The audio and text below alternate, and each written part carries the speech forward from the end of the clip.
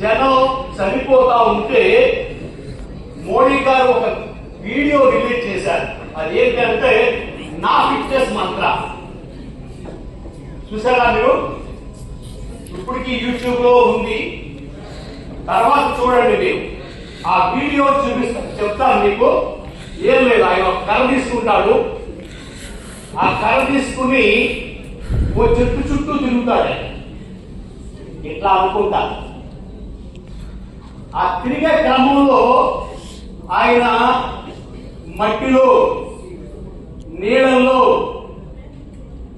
తర్వాత చెక్క మీద, తర్వాత గులకరాలలో ఇలా చెట్టు చుట్టూ తిరుగుతూ ఉంటాడు.